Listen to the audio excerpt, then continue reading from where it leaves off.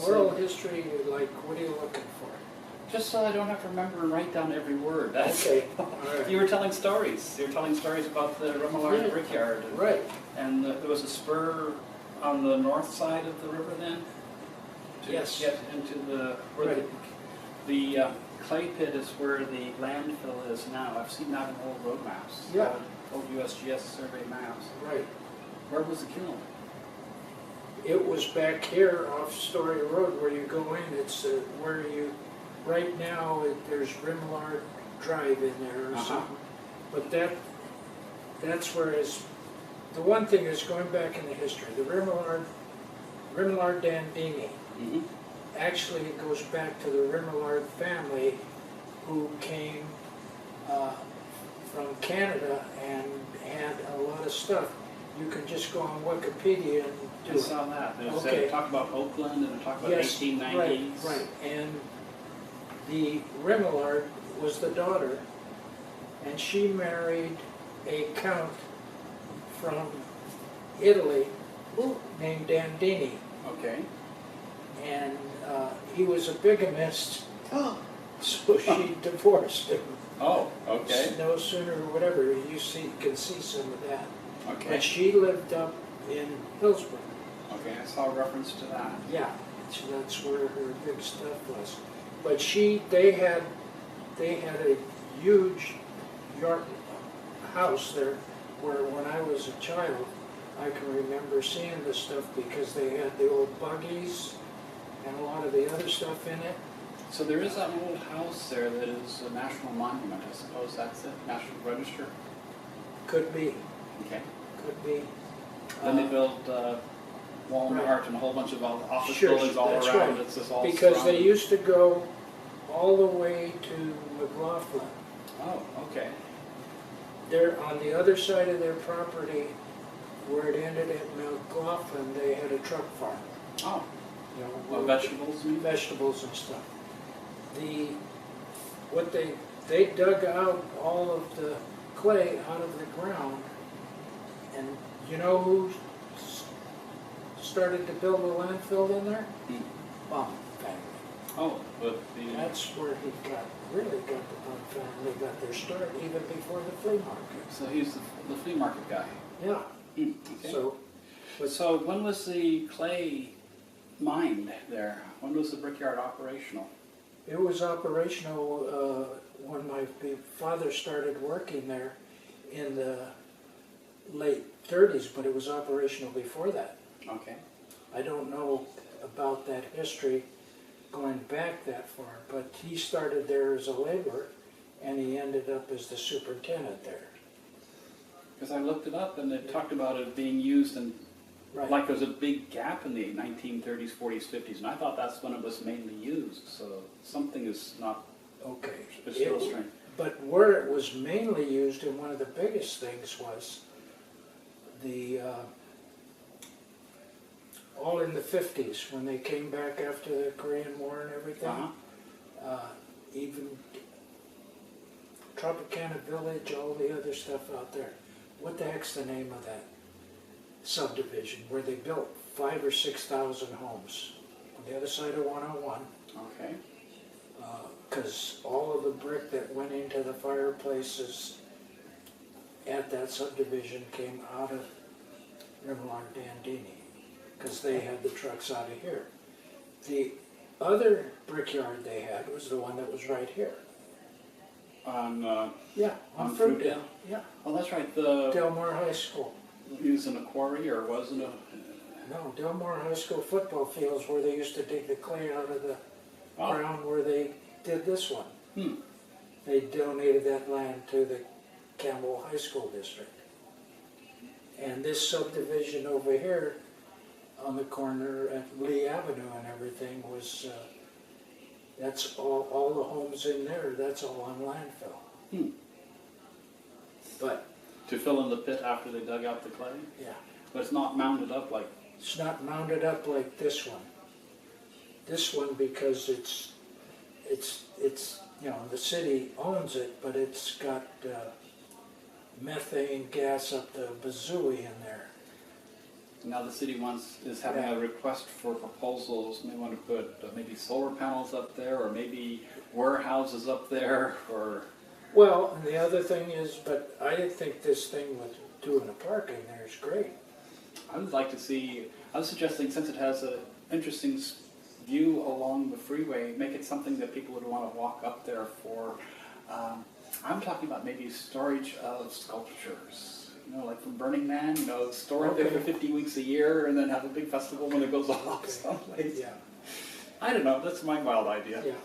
The other thing there that, what it was is this Brickyard,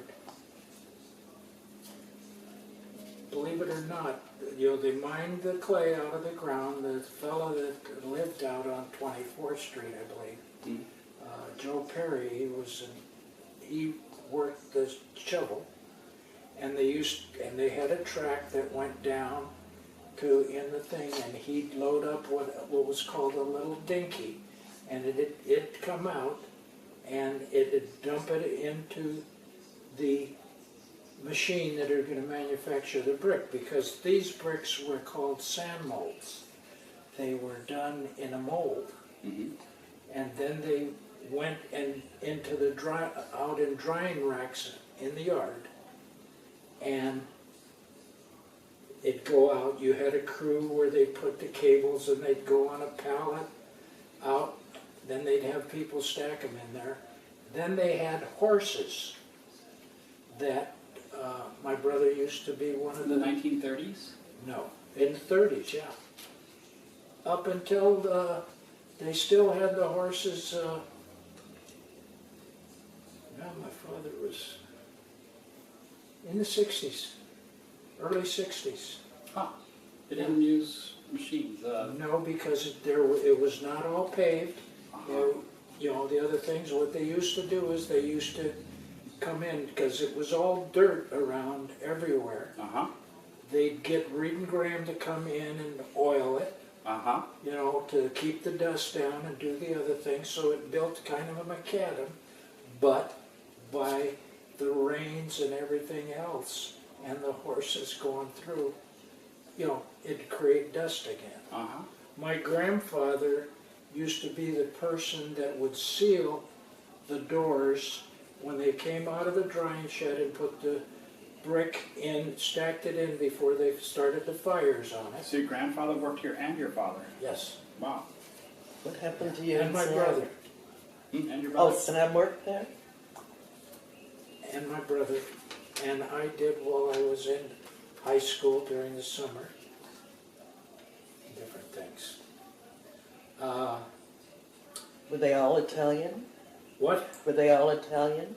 Was everybody in the No, company? mostly, most of the things, and why my father succeeded was that they were Mexican laborers and some of the other things. And my father migrated up from Southern California, and being Italian, but he also was able to write and speak Spanish. So you could act as translator for everybody? Yeah. Uh-huh. The other thing that was interesting then is that they did some other things during my father's tenure. They had two mechanics that used to work on the equipment and some of the other things around the Brickyard, because they had forklifts that would, when it was good, inside of the sheds where the kilns were. Peter. They would do some things. They created what was called used brick. Used brick? Yes, they take the regular brick. What they did is the mechanic, he lived down in Morgan Hill, he came up with the idea of taking a cement mixer truck, putting that on skids, and it would rotate itself. When they'd get pallets of brick, regular brick that came out of the kiln, they'd put it there, and that was one of the things I used to do when I worked in the summer, is they'd take paint I mean, they'd run the brick through the To cement. make it look like make it like a used brick. Yes, I mean, I thought used brick was at a discount. No, it's more expensive. yes. More. So it's like getting jeans that are pre-torn now. You're getting That's right. the distressed So look. they had that. The other thing that they used to do is when they had the heavy rains and in the track going down that this little, it was called a dinky, but it'd go down. It was a small thing that, you know, like a little, I want to say a little engine, Okay. but it had a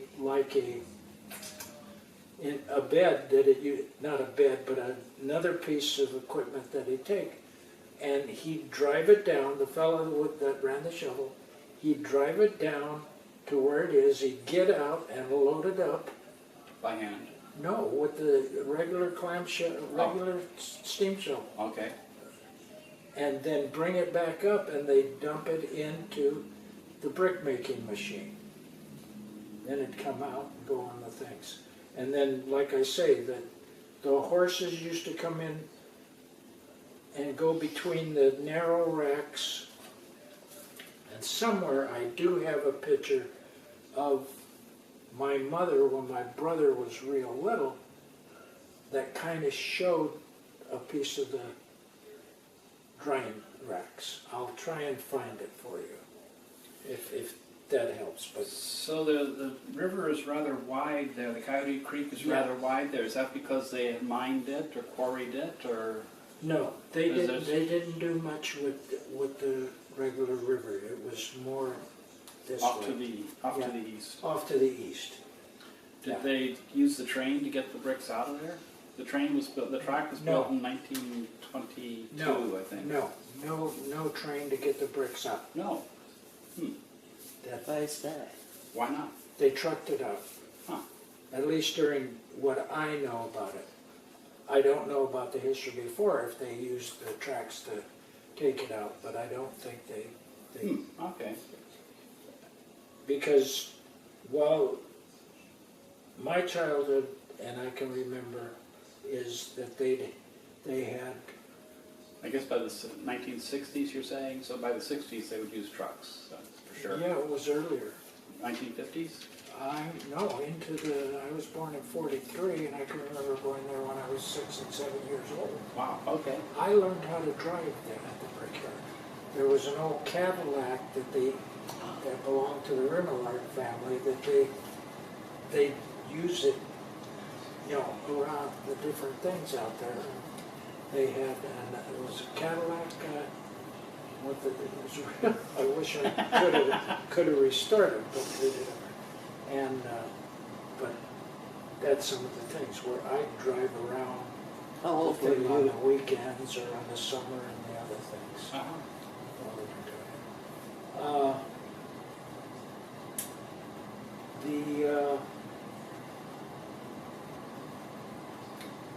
They had a person that lived on the premise that he was called the burner. Mm-hmm.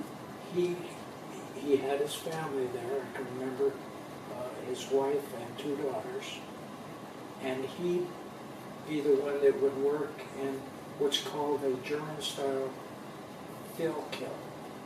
It's an oval like a large football field, and you have the fire here on this side, and then all the way over here on this side is where it's empty and where the horses would come in and they'd stack brick here towards this way, getting towards the fire. And then the fire would come this way, and as it goes around and this area cools, then what they would do is they'd take the brick out of here, and that's when they really use the forklifts and stuff then. How long does it take to bake a brick? I don't know what that cycle is, but I wish my father was still here. Yeah, but he's not.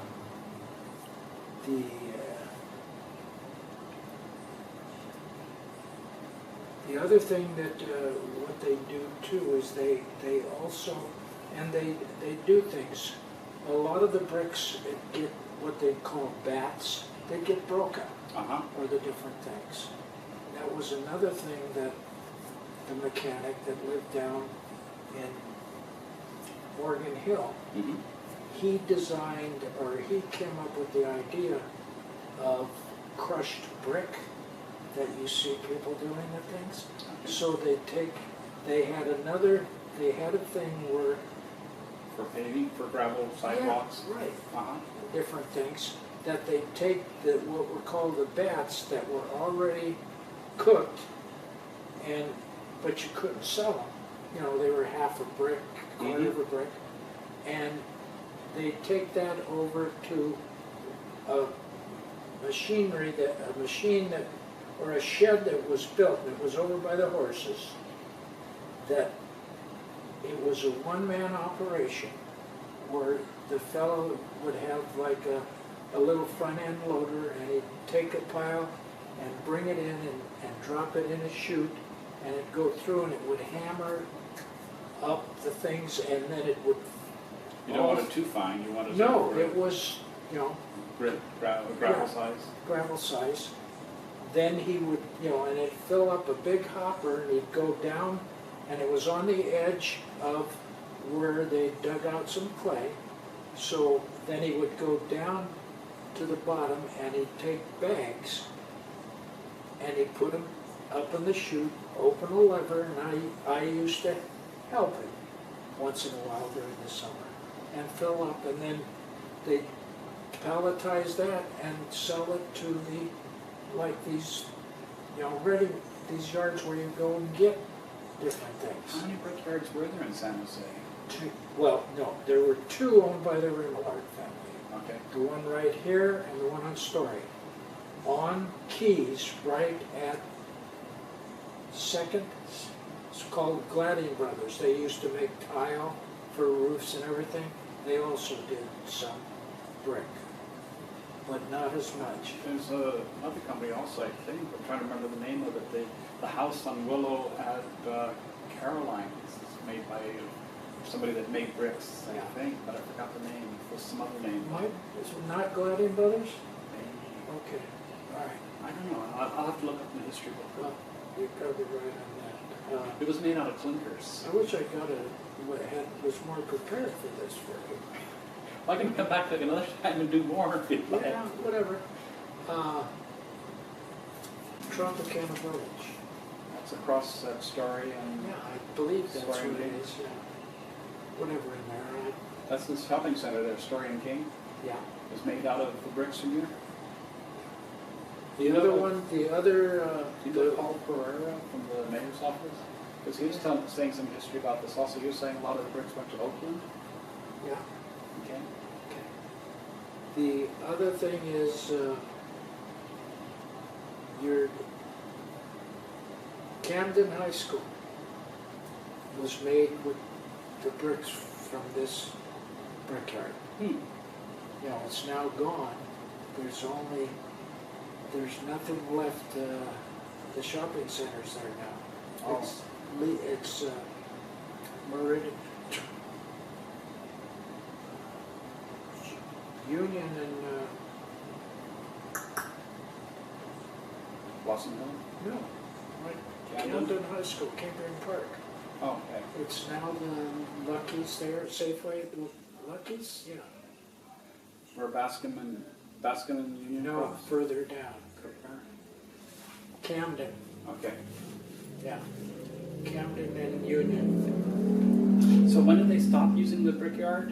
1960s? No, my father, I don't know when they stopped. My father came, it was time to cut some ties, I think, and they let him go. Mm-hmm. You know, that was one of the things, and then he went and worked in the canneries. But, Just because he was old to let him go?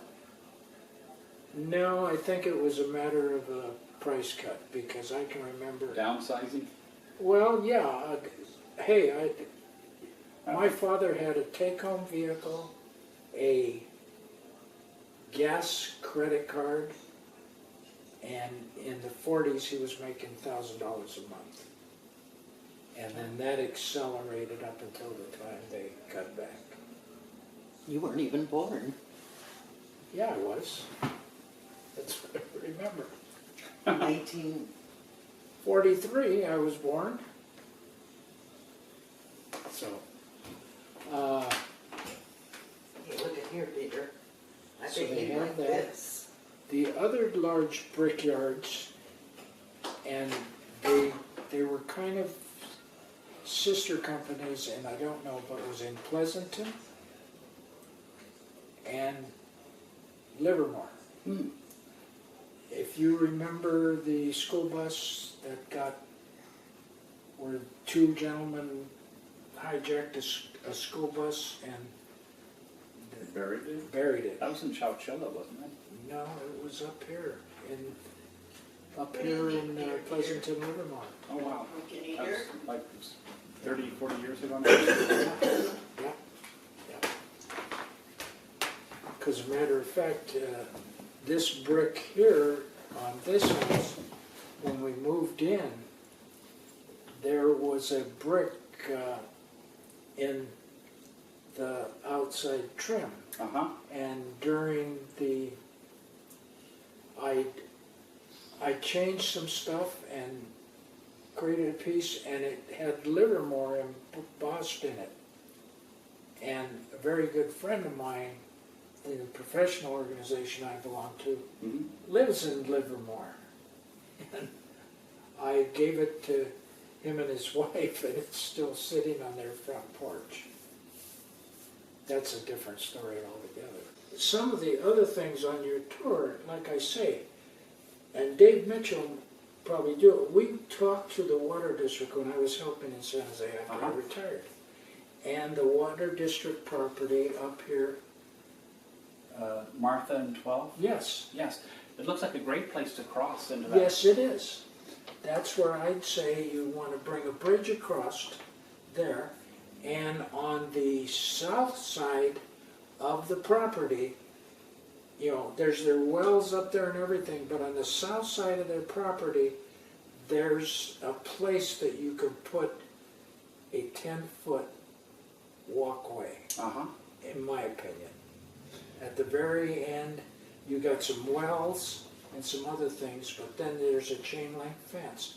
And we were talking to San Jose Water back, well, when the hell was it? Right around, I stopped working in 2002. Right around 2000. It was the time of the parks and library bonds. Right. And now they're saying after 9/11 security, you can't have anybody near any water wells. Oh, okay. But then I point out that, well, you just finished building Los Gatos Creek Trail at Home Street that gets within about 10 feet of the thing. How come you can do it there and you can't do it here? Sure. Or you have Campbell Avenue. So that's what you have the to water, negotiate. that's what San Jose Water's telling you now? Or? Yeah, that's the first. Of course, everybody says no, and then you negotiate. So Okay. the people I was talking to, I've not talked directly with them, but people said that they had raised the issue and they said 9/11 can't do it. So I say, well, let's push back on that a little bit. I would agree with you. So, Because access to that place, this neighborhood. Because there were talks then, and Cindy Chavez was the council member, and she was all for it.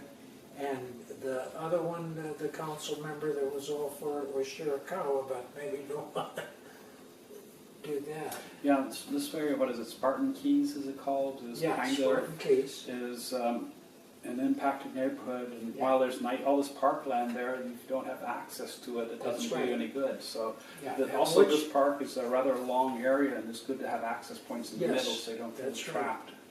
And one of the other things that right at what would be, it's 11th Street and Keys. That's just the track right there at Center Road. Yeah. Where they now have the reclaimed water and the other thing. There's a house there. Looks like a house, but that used to be, what there used to be there was an old bar, that sat down that a lot of the workers used to go to that bar after work on payday and everything else. Uh-huh. Right where the tracks come across that Keys and Story at Center Road. Yeah, so a number of us are working on trying to save this Western Pacific alignment, Yes. working with Terry Christensen. Okay. They call it the Five Wounds Trail from Yeah. Story Road. It goes up to Yeah. the Five Wounds Church. Yeah. And it would also make a nice connection with the Coyote Creek Trail, because the Coyote Creek Trail comes from Morgan Hill up to here, but when you get a little past north of William Street, it goes right behind everybody's backyard. To the That's point that right. it's going to be almost Yeah. impossible to build there for a trail. But the railroad loops around parallel to it up to about Penitencia Creek, or near the Eagle Waffle Plaza, Yeah. the northern Right. part of San Jose. And then it comes right up to the Coyote Creek again, and then from there on, the Coyote Creek can go on. So we're talking about using this as a bypass for the section of the Makes Coyote sense. Creek that you can't build on. Yeah. And then this railroad trail going south, there's a section that parallels the center road. It's kind of a land that's not used for anything. Might as well make it a trail or parkland or whatever. But then a little bit further south, the tracks then curve to the west and go to Kelly Park. I mean, from Kelly Park they go up to Willow Glen. That's what we were calling the Three Creeks Trail. We named it that because it ties Los Gatos and the Guadalupe and the Coyote Right. Creeks together. Mhm. And we call it that because at first they just said we'll get only the western half. You don't need anything in the eastern half because that's an industrial area. Nobody wants to go there. You can settle for a bike lane on the sidewalk. And I say, but we don't want to call it the Two Creeks and a bike lane on the major arterial road. We want to call it the Three Creeks Trail. So it's now officially called the That's Three what it Creeks should be. Trail. But the dream is to, and not just say, oh, but it's an industrial area, because even industrial areas, you have people working in them, they need to get out at lunchtime, and That's also right. there are old warehouses there, but those are going to be torn down and replaced. And Mhm. when you build the new buildings, every building probably has a loading dock and probably has a lunchroom for the patio for the employees. And Right. how you orient the building, you can orient it so that the lunchroom faces the trail rather than the loading dock faces the trail. It doesn't cost any more to have it one way versus the other. So just a little bit of planning Yeah. and foresight Right. you can make Okay. over a period of years. I mean, I've been working on the Los Gatos Creek Trail for 40 years now. I am patient. Rough draft of the tour that we're planning on giving. Okay. And we'll just start at the parking lot by the Walmart or wherever it is, but Yeah. walk by the Remillard house and tell a little bit about the history of the Remillard house. We're going to walk right by it, rather than That's say right. it's an old house. We'll now have some Yeah. of the story here. And then we'll walk along the Coyote Creek Trail. We're working with the city to have one open gates for us. We have park rangers joining us on our tour. Okay. And let's see, I'll talk about the Coyote Creek Trail, and I'll talk about the trail networks and how everything connects together citywide. We'll walk up on top of the landfill, and from up there we can get a good view of the city and realize how inaccessible it is, and how many people would you want there, and is it a really good place for soccer fields? Well, how would you get people up there? But maybe something passive. Talk about the slope also. Not that many parks in San Jose have a slope to them. I mean, the Willow Street Park is kind of unique. It has that little Sure. river channel, and Right. on the summer kids bring blocks of ice and slide down the hillside. Well, this is not the only other place in the city where you could do something like that. Or maybe some people are talking about slides built into the side of the hillside, or Yeah. maybe steps for people to practice running up and down on. It's not all that tall, but it's some exercise to do. So there are things you can do at the hillside. Now, you still have stuff that you have to be concerned about. On the landfill, you can't plant No, on it. not the landfill. I'm talking about coming up here to the elementary school. Okay. That floods. Yes, I know. I have pictures of Yeah. it flooding. Right. I was going to point out that this whole area south of the Coyote Creek, all the way up to Story Road, was underwater. You see the picture of the trestle. Water got within 5 feet of the top of the trestle. This area with the antennas on it, that flooded. There's a 10-foot chain link fence around each of the antenna towers. All the chain link fence was entirely underwater at the time. I have pictures of it. You just see the 4 poles standing up. In fact, on this tour, I'm going to. You do too much that goes unnoticed, Mr. Ames. So I went out there and took pictures on the day of the flood, and I have posters that are going to be passed out that are showing this.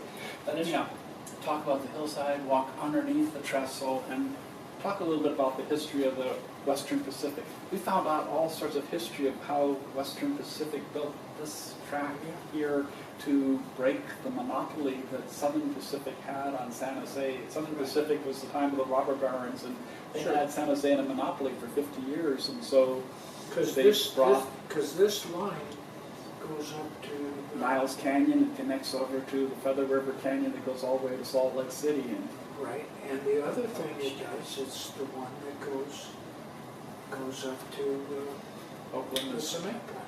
Oh, the cement plant. Yeah. You mean in Cupertino? Yeah. No, that's the other railroad. What? That's Southern Pacific again. Southern Pacific again? Yeah.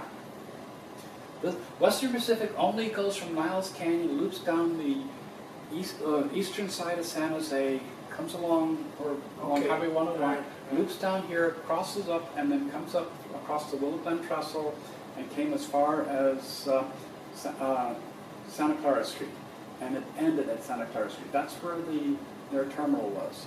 Okay. And I found all sorts of history on this one for researching the trestle. Okay, good. But they promised we're not going to extend it any further. We are serving San Jose. This is our purpose here. We're not going to extend it through your housing area and go on up to San Francisco or anything like that. This is to connect freight from the San Jose depot, and they built an industrial area there, and then around through Willow Glen to what is now Kelly Park, up through Coyote Meadows here, and up basically along Highway 101 up to Because you've got a lot of other history related to Kelly Park and some of the other things. Yeah, I don't have all that history though. Well, there used to. I know there used to be the Roberts Road in the back. Okay. That used down below where you go at the History Museum and stuff. If Yes. you go down in, that used to be a park in itself down in there. Okay, I knew it was an orchard at one time. Yeah, it was the orchard and some of the other things. So on old maps, Story Road is now this 4 or 6 lane highway, kind of a straight, elevated area. I'm guessing originally it kind of went down into the grade and bent around and came back up again. It was Key Street. Yeah, no, It was 2-lane road. Right, but it was also down at the level of the ground, wasn't it? That's right. So when they built this embankment here, that's when they made that area it's now hidden from every place. So it's sheltered. That's why it became almost an encampment, because it was a large area there, totally out of sight. Yeah, right. Great place to be. So our challenge now is to how to activate this area so that the public uses it so that the homeless don't get back in there. In fact, we can't even walk in there on our tour, so we'll just be walking on Story Road, looking down at it, but we can at least talk about it. Anyhow, so the tourists will go underneath the trestle and follow the Coyote Creek Trail under 280, come up to Olinder Park, mainly because it's nice to use a bathroom halfway through a tour. Yes. And then we'll talk, should there be bathrooms in this park here, too? That's one of the questions we're talking about now. And then go over here and then go down the railroad grade back under. And there's a very large area under 280 because there used to be a rail yard there. It wasn't just a single track, it was fanned out, so it's a very large undercrossing. That's a very large protected dry area. It's unique in a parkland also, so maybe we should do something with this. So this is to ask a lot of questions of people. And then we'll come back and walk across the trestle, and for those that are scared to walk on the trestle. What you could do underneath that large area there is build a skate park. Oh, okay. Okay, that's a possibility, yeah. And also, Because if it's activated, the noise won't bother anybody because you have all the noise of the... would the people on the skate park want to have sunlight, though? Is there anything that you need specifically the shade for? It'd be sheltered so you could use it in the rainy days as well. I mean, that is a plus. Yeah.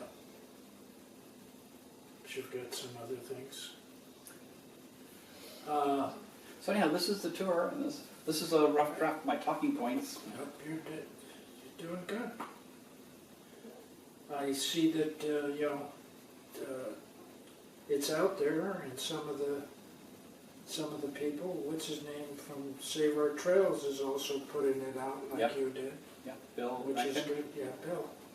Yep. Do the other things.